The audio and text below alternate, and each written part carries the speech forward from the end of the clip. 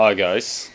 Um, Today I wish to talk about some corruption that occurs in Africa.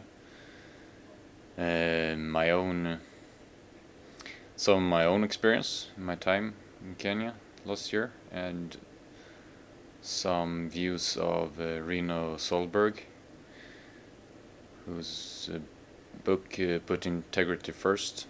I've just been reading. So let's start with what I've been seeing for myself. So there was actually one time we were stopped with the traffic police. So we were going with a lorry from the head office with Jamie Bora, and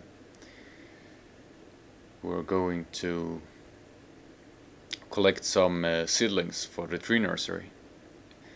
So we were going from the head office to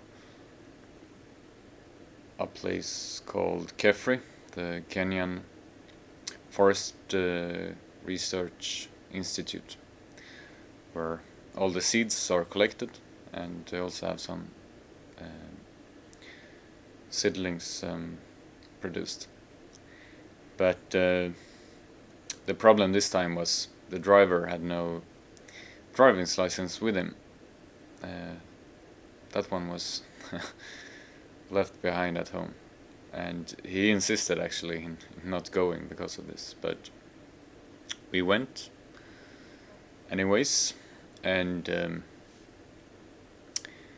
the lorry was in quite a very bad condition, I would say. So somewhere we're in between, we were going on the highway, we were stopped by the police, and there was a woman, and she stepped front of the vehicle and talking to the driver and asking him about the driver's license, and he said, "Oh no, I'm very sorry. Please, I have forgot it at home," and she was very upset, very mad, and she went around the car and said, "This tire is not in good condition. This yeah." She was talking about details about the car and what needs to be fixed.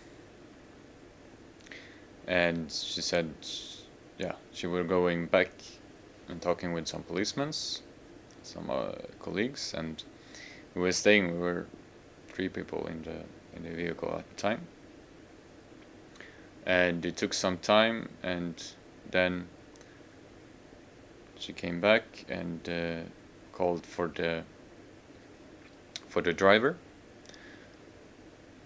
and the driver stepped out and walked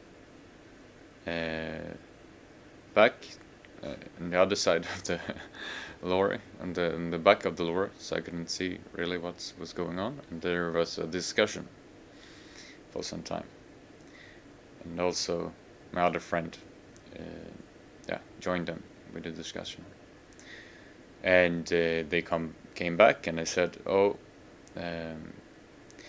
the policeman wants us to go to the police station.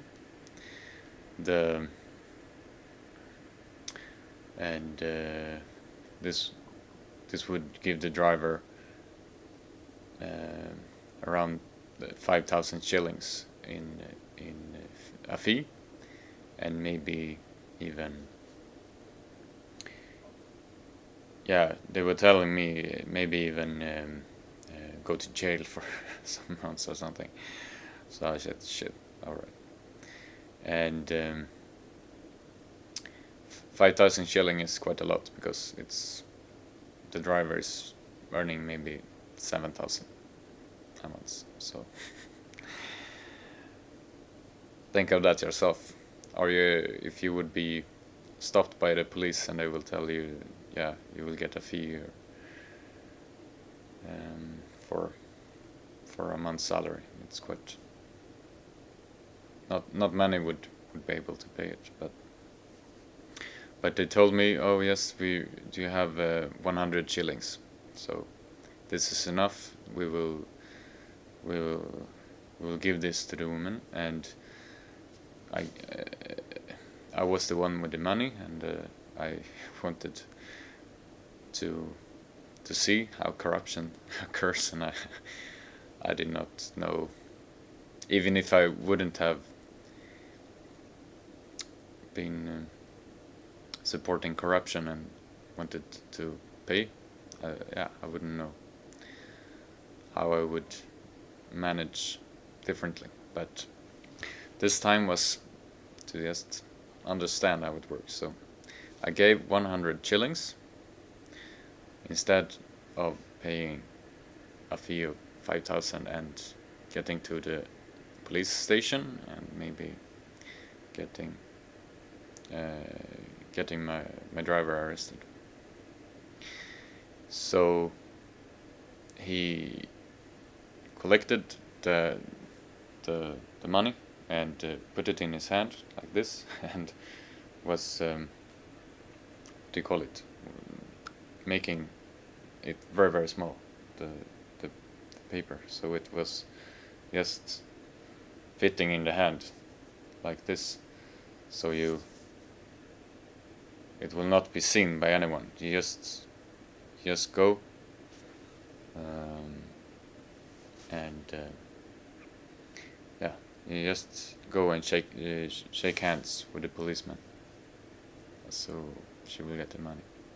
And they went out for some time and come back, and they said, oh, it's not enough, she wants 500. So yeah, after some discussions, they were given 500 bucks, 500 shillings, and this was yeah, this was given to the woman, and we were able to go from the site. So, and that is what I believe the traffic police how the traffic police works. So instead of going to the police office and getting a ticket with rescript, you pay a small fee all the time. And this is how all the other canons also describe it. So the policeman, there's a lot of all the lorries, and a lot of matatus, you know, these minibuses. All of them are in very bad condition, so they all are actually like illegal going on the street. So there is this traffic police standing in so many places collecting these fees, and if you get 100 shilling and you collect from 10 cars, 20, 40, I don't know, it will get a quite a big amount at the end, and it will be a lot more than they get from their police service, from the government payment. So so this is not this is not helping the security on the roads very, very good. And actually the first months in Kenya, there was 1,000 people that died. It was a record in Kenya history for months. So, and they don't have a lot of roads, and they don't have so many cars, but that's the way it was. So I've just read the chapter in Rino Solberg's book, Put Integrity First, his chapter about policemen and police integrity, and also how to stop this, because this is making things, when police are corrupt all the time, and they you can pay if you do a crime, whatever, you steal or um, you do some violence or anything that the public is don't like.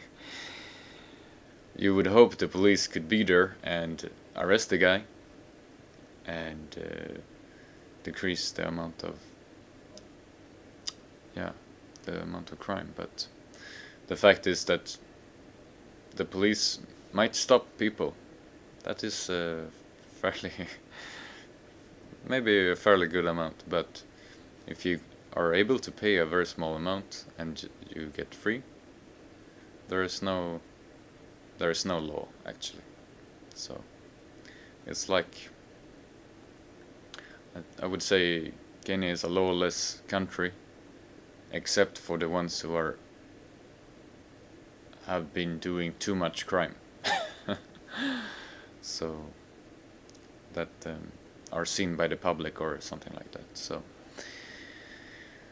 and it's very, very bad for the Kenyans, the future, and for every African country. If you don't have,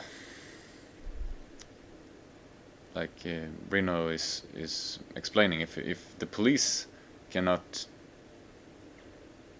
be honest about the law and order and following it, how can you expect the society to do it? So I think this is a huge problem, and the only way to for you as an individual to make a change is to not pay bribes. And it's the only way for businesses, it's the only way for investors, it's the only way for everyone who affords to not pay a bribe, I would say, do it and take the rescript. So now you know some of my story.